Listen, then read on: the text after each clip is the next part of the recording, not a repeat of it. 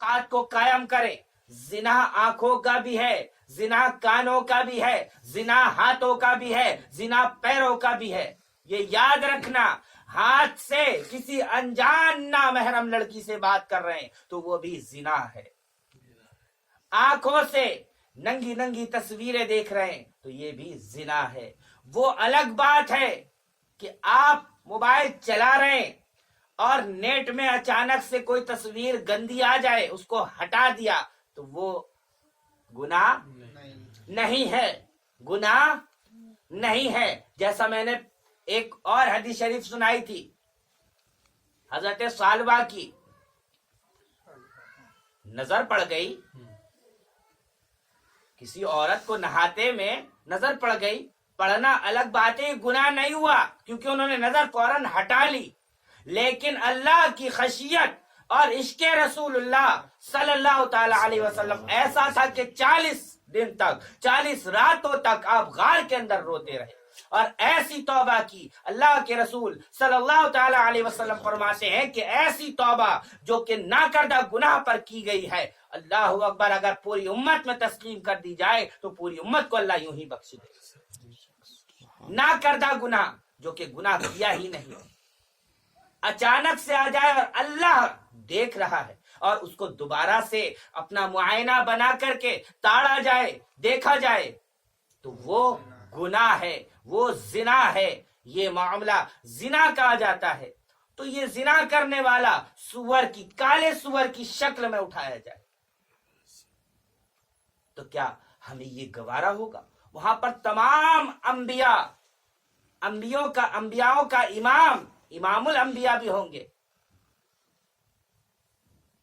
वलियों के इमाम गौसुल आजम भी होंगे, वहां तमाम सहाबा भी होंगे, वहां तमाम के तमाम वली, बड़े बड़े इबादत गुजार, जाहिदीन, आबिदीन, तकवे वाले, अल्लाहु अकबर, वो सब मौजूद होंगे।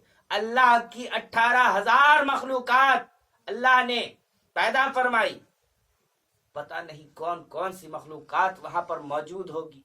तो उस वक्त रुसवाई 4 लोगों के सामने, आज आपको कुछ कहा जाए आप बेइज्जती फील करते हैं, आपकी इंसल्ट हो गई, आप ये फील करते हैं। तो उस 18,000 कमोबेश मेरा रब जानता है, उन सब मखलूकात के सामने अगर आपको रुसवा होना पड़ेगा तो उस वक्त क्या करोगे?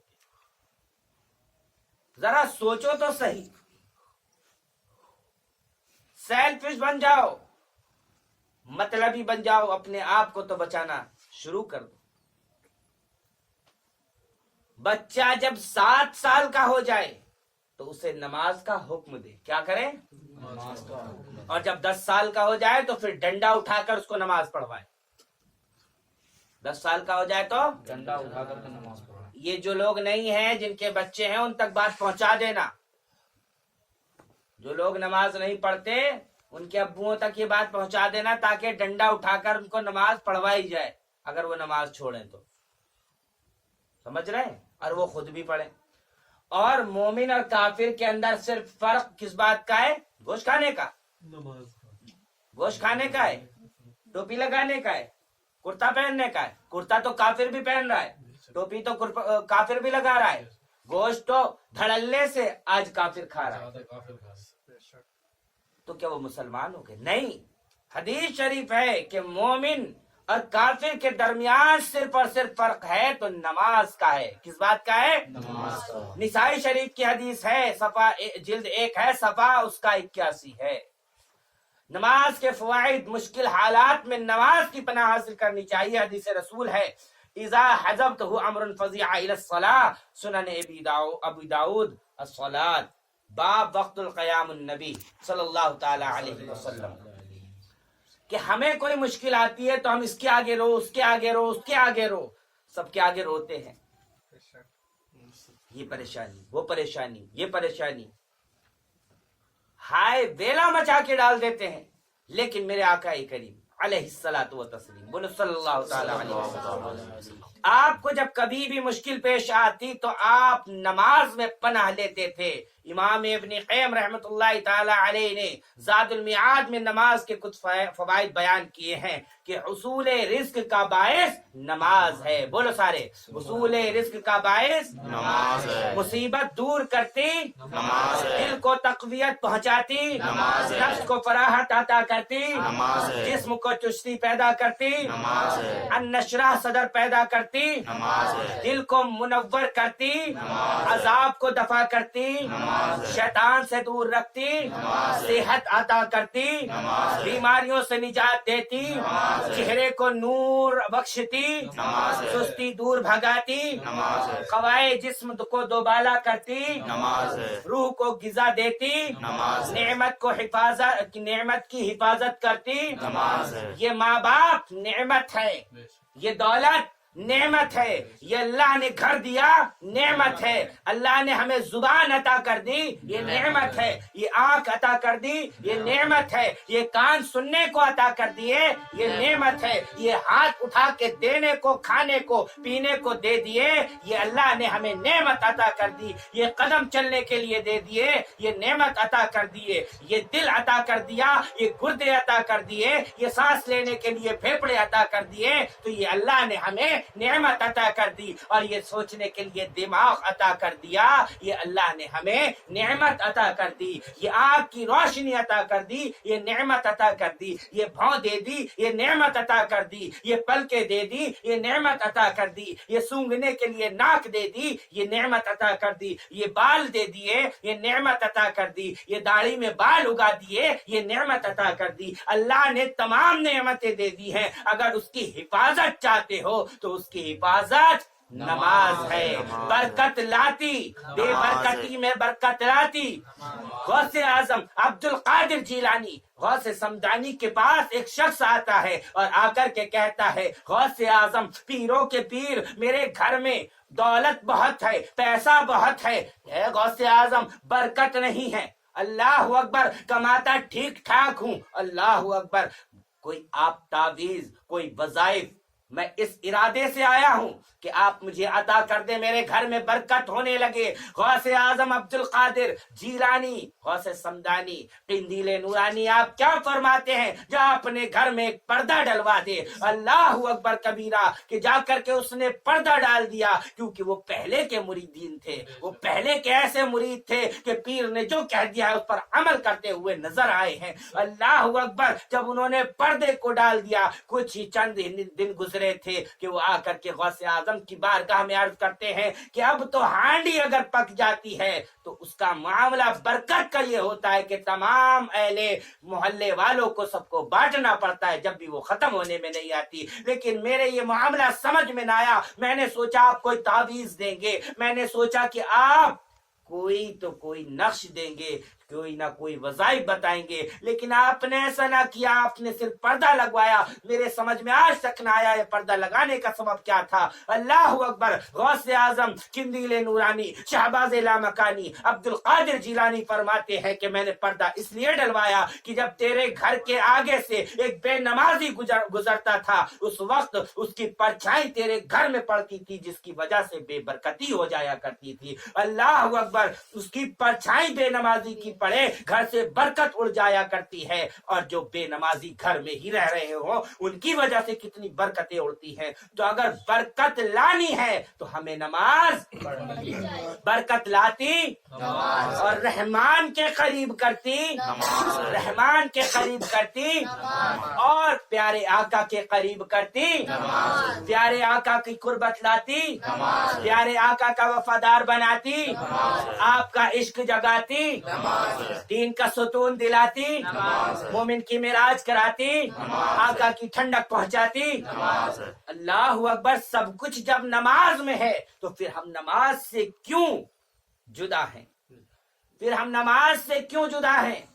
کیونکہ جس نے بھی نماز کو پکڑا ہے, ابو بکر صدیق رضی اللہ تعالیٰ عنہ, عمر فاروق اعظم رضی اللہ تعالیٰ عنہ, ایسے نمازی جنگ و جدال کے وقت بھی آپ نے نمازوں کو نہ چھوڑا.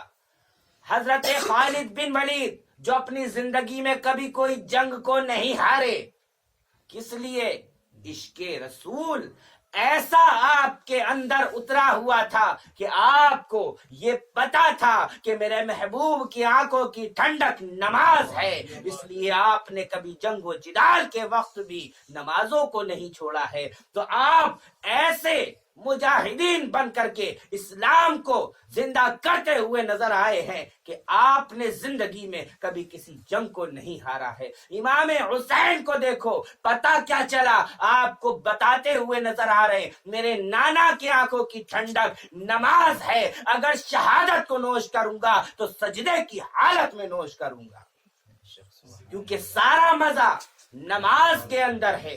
اللہ اکبر کبیرہ، کہ سارا مزہ نماز کے اندر ہے۔ جب بندہ نماز پڑھتا ہے تو اللہ کا قرب حاصل ہو جایا کرتا ہے، اللہ کے نزدیک ہو جایا کرتا ہے۔ اور جس کو اس بات کا خیال ہو جائے کہ دنیا روٹھے روٹھ جائے، میرا محبوب مدینے والا نہ روٹھے، جو دنیا چھوٹے چھوٹ جائے، میرا محبوب مدینے والا نہ چھوٹے، کیونکہ حضرت بلال حبشی پر کوڑے پڑ رہے تھے، لیکن آپ احد احد احد کے نعرے لگا رہے تھے اور کہہ رہے تھے آقا محمد عربی صلی اللہ تعالی علیہ وسلم کے دامن کو نہ چھوڑوں گا۔ اسی نماز نے، اللہ اکبر، میرے آقا کریم جب معراج کی رات معراج پر گئے، اللہ اکبر، پلٹ کر کے آئے ہیں تو آپ فرماتے ہیں کہ بلال میں نے تیرے قدموں کی آہٹ کو جنت میں سنا ہے۔ اللہ اکبر، فقط وجہ کیا ہے آقا؟ میرا کوئی ایسا عمل نہیں، میرے پاس کوئی ایسی نیکی نہیں، بس میں جب وضو کرتا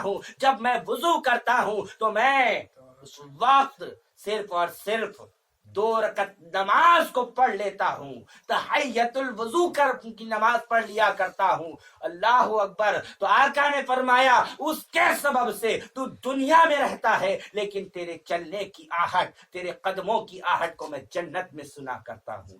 نماز کی برکت تھی کہ آپ دنیا میں ہی آپ کے قدموں کو چومتا ہوا کعبہ نظر آیا ہے۔ یہ نماز کی برکت ہے، عشق رسول کی برکت ہے۔ ہمارا حال، ہم عشق میں دعویٰ کر رہے کہ ہم آقا سے عشق کرتے ہیں، ہم آقا سے محبت کرتے ہیں، لیکن ہمارے دعوے بالکل باطل ہیں۔ اس وقت سن رہے ہیں، سن کر بڑا اچھا لگ رہا ہے، لیکن عمل کریں تب ہمارا یہاں پر آنا، محفل میں بیٹھنا بارگاہ رسالت میں مقبول ہوگا۔ جب اس وقت آقا کو خوشی ملے گی، آقا کے آگے ہمارے سب کے اعمال کو پیش کیا جاتا ہے، آقا ملاحظہ فرماتے ہیں، اور اعمال جب اچھے ہوتے ہیں تو آقا دعا فرماتے ہیں، اور اعمال برے ہوتے ہیں تو آقا کو تکلیف پہنچتی ہے۔ تو آقا کو تکلیف پہنچا کر اب یہ سوچیں، جو ایک عام انسان، ایک عام مومن ہے، اس کے دل کو جب دکھایا جاتا ہے تو مرتے وقت کلمہ نصیب نہیں ہوتا۔ اللہ اکبر، جو امام الانبیاء، اس سے جو رشتہ ہے جس سے شفاعت کے کا، ہم یہ اپنے اندر یہ ایسا جذبہ رکھتے ہیں کہ آقا محشر میں ہمیں بخشوا لیں گے، تو اس آقا سے جو رشتہ ہے نبی اور امتی ہونے کا، تو اس آقا کو تکلیف پہنچا کر کیا کلمہ نصیب ہو سکتا ہے؟ ذرا غور و فکر کرو کہ نماز سے کتنا پیارا رشتہ آقا کریم علیہ الصلوۃ والتسلیم۔ اگر اپنے یار کو منانا ہے تو صرف نمازوں پر دھیان دو، صرف نمازوں پر دھیان دو، اور کتاب اللہ پر، اہل بیت اطہار سے محبت کرتے رہو، آقا پر بے انتہا چلتے پھرتے، اٹھتے بیٹھتے، کھاتے پیتے، سوتے جاگتے، گھر میں باہر میں جنگل میں کہیں پر بھی ہو، آقا پر درود پڑھتے رہو، کیونکہ رب تبارک و تعالی نے نماز پڑھنے کا حکم دیا ہے لیکن خود نماز نہیں پڑھتا ہے۔ اللہ تبارک و تعالیٰ نے روزہ رکھنے کا حکم دیا ہے لیکن خود روزہ نہیں رکھتا ہے۔ اللہ تعالیٰ نے حج کرنے کا حکم دیا ہے لیکن خود حج نہیں کرتا ہے۔ اللہ تعالیٰ نے عمرہ کرنے کا حکم دیا ہے لیکن خود عمرہ نہیں کرتا ہے۔ زکوٰۃ دینے کا حکم دیا ہے لیکن خود زکوٰۃ نہیں دیتا ہے۔ اللہ اکبر، صدقات، خیرات، تمام بدنی عبادتیں کرنے کا، مالی عبادتیں کرنے کا حکم دیا ہے لیکن خود نہیں کرتا ہے۔ عالم تصور میں اللہ اکبر اللہ کی بارگاہ میں اگر ہم عرض کریں میرے مولا تو نے عبادتوں کا حکم بندوں کو دیا، تو بھی تو کچھ کرتا ہوگا، تو بھی تو کچھ کرتا ہوگا، تو ہمیں بھی تو پتہ چلنا چاہیے۔ تو وہ فرماتا ہے میں صرف اپنے محبوب سے محبت کرتا ہوں اور اپنے محبوب پر درود پڑھتا ہوں۔ سبحان اللہ۔ ان اللہ و ملائکتہ یصلون علی النبی یا ایھا الذین آمنوا صلوا علیہ وسلموا تسلیما۔ اے ملائکہ تم بھی میرے محبوب پر درود بھیجو، اے مومنو تم بھی درود بھیجو۔ اور میں اپنے رب ہونے کی شان کے مطابق، اب بندہ پڑھ رہا ہے اپنی اوقات کے مطابق، اپنی بساط کے مطابق، لیکن رب کی شان کتنی شان اعلیٰ ہے، اللہ اکبر کبیرہ، وہ اپنی شان کے مطابق میرے محبوب پر درود پڑھ رہا ہے۔ تو اگر ہم درود پڑھیں تو یہ سوچ لے کہ اللہ کا حکم بھی ہے، اللہ کی سنت بھی ہے، صحابہ کی بھی سنت ہے، اور سب سے پیارا عمل، ایسا عمل جو کہ بارگاہ رسالت میں اللہ کی بارگاہ میں فوراً مقبول ہو جایا کرتا ہے۔ نمازیں پڑھ رہے ہیں لیکن گارنٹی نہیں ہے، روزے رکھ رہے ہیں لیکن گارنٹی نہیں ہے قبول ہو یا نہ ہو، زکوٰۃ و صدقات حج عمرہ کر رہے ہیں لیکن گارنٹی نہیں مقبول ہو یا نہ ہو۔ لیکن درود پاک ایسا ہے کہ جیسے ہی زبان سے نکالا ویسے ہی بارگاہ رسالت میں مقبول ہو گیا۔ اللہ اکبر کبیرہ۔ تو ایسا پیارا محبوب، ایسا اول والا محبوب، سب سے بالا محبوب، میرے امام احمد رضا کیا فرماتے ہیں، سب سے اعلیٰ و اعلیٰ ہمارا نبی، سب سے بالا و بالا ہمارا نبی، اپنے مولا کا پیارا ہمارا نبی۔ اور بجھ گئی جس کے آگے سبھی مشعلے، شمع وہ لے کر کے آیا ہمارا نبی، سب چمک والے اجلوں میں چمکا کیے، اندھے شیشوں میں چمکا ہمارا نبی۔ اور کون دیتا ہے دینے کو منہ چاہیے، دینے والا ہے سچا ہمارا نبی۔ غم زدوں کو رضا مزدہ دیجے کہ ہے بے کسوں کا سہارا ہمارا نبی۔ انبیاء سے کروں عرض کیوں مالکو، انبیاء سے کروں عرض کیوں مالکو، کیا نبی ہے تمہارا ہمارا نبی؟ تو وہ فرمائیں گے جیسے سب کا خدا ایک ہے ویسے ہی ان کا تمہارا ہمارا نبی، ان کا تمہارا ہمارا نبی۔ تو وہ نبی جو نبیوں کا بھی نبی ہے، اللہ اکبر، وہ ہم کو ملا تو کیوں نہ ہم اس پر درود پڑھیں۔ اللہ رب محمد صلی اللہ علیہ وسلم، نحن عباد محمد صلی اللہ علیہ وسلم، صلاۃ و سلام علیک یا رسول اللہ، یا نبی اللہ، یا حبیب اللہ صلی اللہ تعالی علیہ وسلم۔ دوران گفتگو بتقاضۂ بشریت اگر مجھ سے کوئی غلطی خطا شریعت کے معاملے میں ہوئی تو علن اعلان توبہ کرتا ہوں اور پڑھتا ہوں استغفر اللہ ربی من کل ذنب واتوب الیہ۔ کلمہ شریف پڑھے لا الہ الا اللہ محمد رسول اللہ صلی اللہ تعالی علیہ وسلم، وما علینا الا البلاغ۔ السلام علیکم ورحمۃ اللہ۔